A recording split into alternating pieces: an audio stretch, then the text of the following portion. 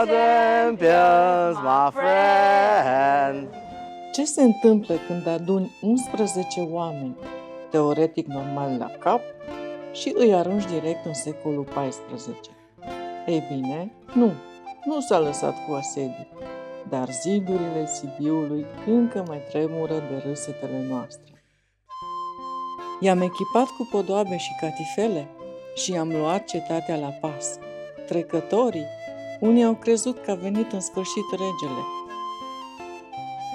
Alții că s-a deschis un platou de filmare pentru un serial, varianta cu buget redus, dar cu voie bună de miliarde. Cine zice că istoria e plictisitoare, clar nu a fost cu noi. Am împărțit titluri nobile cu o generozitate suspectă.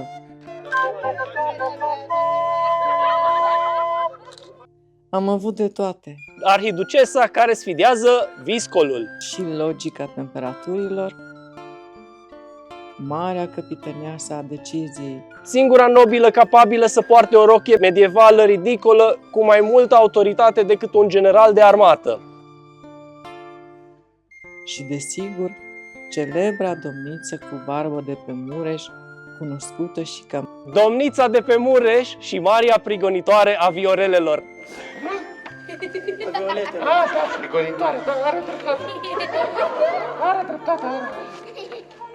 singura nobilă care ar asfalta o grădină întreagă doar pentru că a îndrăznit să înflorească în culoarea mov. Și pentru că un nobil care nu petrece e doar un manechin de muzeu, am trecut la artileria grea. Baronul cu ardelor bine întinse și spaima liniștii și-a scos fluierul, iar marele logofăt al gândurilor adânci a atacat chitara. Am cântat medieval.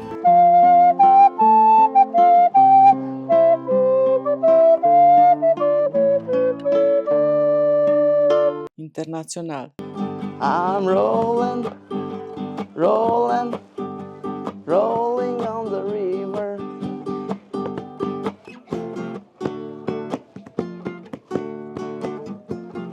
Și evident, românești.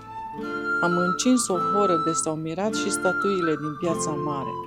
Iar în mașină, ei bine, s-a cântat cu atâta pasiune încât vreo 2 secole de istorie s-au speriat.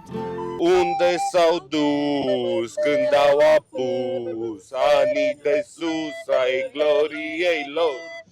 Unde-s pistoalele, unde-s pumnalele, caii și flintele haiducilor?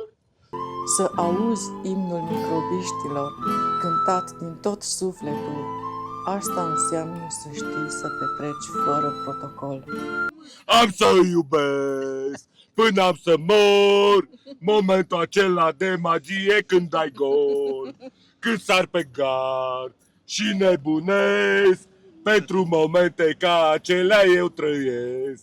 Ale, ale, ale, ale, ale, ale, ale, ale, ale, ale. La picnic, treaba a devenit mai serioasă. S-a tras cu arcul de ziceai că suntem verii lui Robin Hood după o săptămână de post. Am nimerit tot, mai puțin ținta. Am devorat bunătățile ca după un război de 100 de ani, iar a doua zi ne-am urcat pe cai. Că doar surpriza nu-i completă până nu simți vântul în coama calului și puțină febră musculară în locuri de care ai uitat. Unii au urcat în șa cu grație, alții cu rugăciuni și promisiuni la divinitate, dar toți am ajuns la destinație cu barda intactă și zâmbetul pe buze. A fost un weekend de legendă. Minunat! Excelent! Excelent! Pe care nici măcar cronicarii nu îndrăznesc să-l scrie complet de teamă să nu fie acuzați de exagerare. Acum, întrebare pentru tine. Vrei să schimbi și tu blugii pe zale sau mai stai un secol pe gânduri? Hai pe site sau dă-ne un semn.